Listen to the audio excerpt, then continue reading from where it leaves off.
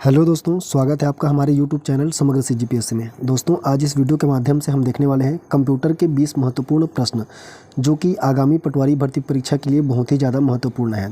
तो दोस्तों, अगर आप पटवारी भर्ती परीक्षा की तैयारी करना चाहते हैं तो जल्दी से वीडियो को लाइक करके चैनल को सब्सक्राइब कर दीजिए। चलिए दोस्तों, शुरू करते हैं।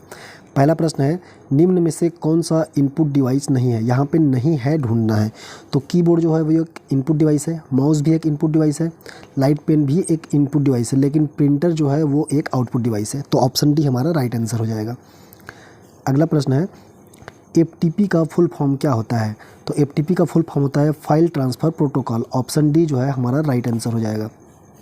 अगला प्रश्न है, निम्न में से कौन सा ऑपरेटिंग सिस्टम है? यहाँ पे ऑपरेटिंग सिस्टम खोजना है। तो लिनक्स जो है वो एक ऑपरेटिंग सिस्टम है, विंडोज़ भी एक ऑपरेटिंग सिस्टम है और ओपन सोलारिस भी एक ऑपरेटिंग सिस्टम है। तो इसका राइट आंसर हो जाएगा ऑप्शन डी, उपयुक्त सभी। अगला प्रश्न देख लेते हैं, MPG किस तरह के फाइलों का फाइल एक्सटेंशन है? MPG कैसा फाइल एक्सटेंशन है? तो MPG जो है वो एक वीडियो फाइल एक्सटेंशन है। MPG का फुल फॉर्म होता है मूविंग पिक्चर्स एक्सपर्ट ग्रुप। अगला प्रश्न है, निम्न में से कौन सा एक स्थायी मेमोरी है? मेमोरी दो प्रकार की होती है, एक स्थायी मेमोरी और एक अस्थायी मेमोरी। तो यहाँ पे स्थायी मेमोरी बताना है। तो CD-ROM जो है ये एक स्थायी मेमोरी है, DVD-ROM भी एक स्थायी मेमोरी है, हार्ड डिस्क भी एक स्थायी मेमोरी है। तो ऑप्शन डी जो है इसका राइट आंसर हो जाएगा, उपयुक्त सभी। अगला प्रश्न है, निम्न में से कौन सा एक ऑपरेटिंग सिस्टम नहीं है? यहाँ पे ऑपरेटिंग सिस्टम नहीं है खोजना है। तो मैक OS जो है एक ऑपरेटिंग सिस्टम है, iOS जो भी एक ऑपरेटिंग सिस्टम है, लिनक्स भी एक ऑपरेटिंग सिस्टम है, लेकिन क्रोम जो है वो एक ऑपरेटिंग सिस्टम नहीं है, यह एक ब्राउज़र है। तो ऑप्शन डी हमारा राइट आंसर हो जाएगा। अगला प्रश्न है, निम्न में से कौन सा एक इम्पैक्ट प्रिंटर है? दोस्तों, इम्पैक्ट प्रिंटर और नॉन इम्पैक्ट प्रिंटर दो प्रकार के प्रिंटर होते हैं।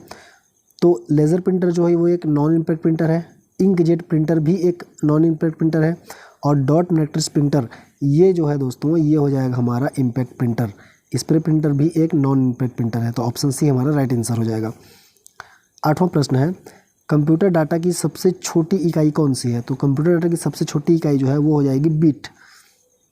अगला प्रश्न है, किसी प्रोग्राम में बग क्या होता है? बग को क्या बोला जाता है? तो बग को जो है एरर बोला जाता है दोस्तों, या फिर एरर को ही बग बोला जाता है। 10वां प्रश्न है, फोर्ट्रॉन क्या है? तो फोर्ट्रॉन जो है दोस्तों वो हाई लेवल लैंग्वेज है। तो ऑप्शन बी जो है हमारा राइट आंसर हो जाएगा, हाई लेवल लैंग्वेज। 11वां प्रश्न है, विश्व के सबसे पहले इंटरनेट का नाम क्या था? ये बहुत ही इंपॉर्टेंट प्रश्न है दोस्तों। तो विश्व के पहले इंटरनेट का नाम था अर्पानेट। ऑप्शन बी जो है इसका राइट आंसर हो जाएगा। 11वां प्रश्न है, ईमेल में BBC का अर्थ क्या होता है? तो BBC का अर्थ होता है दोस्तों ब्लाइंड कार्बन कॉपी। तो ऑप्शन डी जो है इसका राइट आंसर हो जाएगा, ब्लाइंड कार्बन कॉपी। अगला प्रश्न है, बायोस का फुल फॉर्म क्या होता है? ये प्रश्न जो है दोस्तों बहुत ही बार एग्जाम में पूछा जा चुका है, ये बहुत ही ज़्यादा इंपॉर्टेंट प्रश्न है। तो दोस्तों बायोस का फुल फॉर्म होता है बेसिक इनपुट आउटपुट सिस्टम। तो ऑप्शन सी जो है इसका राइट आंसर हो जाएगा, बेसिक इनपुट आउटपुट सिस्टम।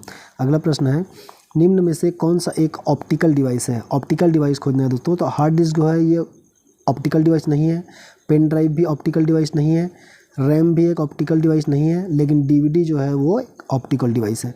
तो ऑप्शन डी हमारा राइट आंसर हो जाएगा। अगला प्रश्न है, विंडोज़ में रिफ्रेश करने के लिए कौन से शॉर्टकट की का उपयोग किया जाता है?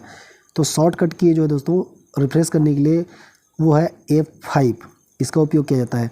Ctrl+V जो है वो पेस्ट करने के लिए उपयोग किया जाता है। Ctrl+Z जो है ये अंडू करने के लिए उपयोग किया जाता है।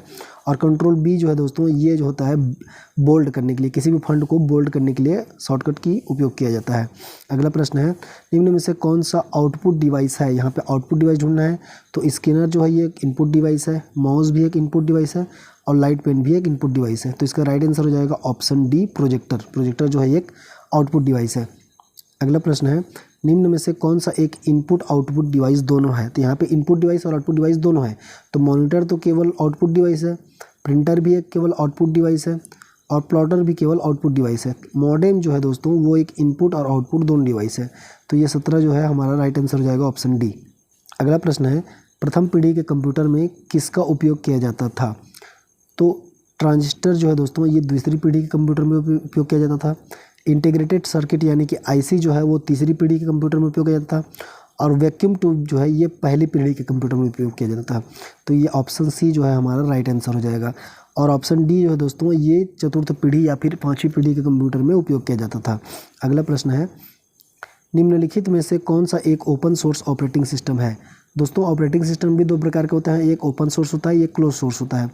तो ओपन सोर्स ऑपरेटिंग सिस्टम जो है दोस्तों इनमें से कौन सा है, तो विंडोज़ जो है दोस्तों ये क्लोज सोर्स ऑपरेटिंग सिस्टम है, मैक ओएस जो भी एक क्लोज सोर्स ऑपरेटिंग सिस्टम है, और यूनिक्स भी एक क्लोज सोर्स ऑपरेटिंग सिस्टम है। लिनक्स जो है दोस्तों ये ओपन सोर्स ऑपरेटिंग सिस्टम है। तो यही हमारा राइट आंसर हो जाएगा। आज का हमारा आखिरी क्वेश्चन है दोस्तों, निम्न में से कौन सा एक ऑपरेटिंग सिस्टम नहीं है। इसमें ऑपरेटिंग सिस्टम नहीं है ढूंढना है दोस्तों। ऑप्शन ए जो है ये एक ऑपरेटिंग सिस्टम है, विंडोज़ 7 भी एक ऑपरेटिंग सिस्टम है, और डॉस भी एक ऑपरेटिंग सिस्टम है। लेकिन C++ जो है दोस्तों ये एक ऑपरेटिंग सिस्टम नहीं है, ये एक प्रोग्रामिंग लैंग्वेज है।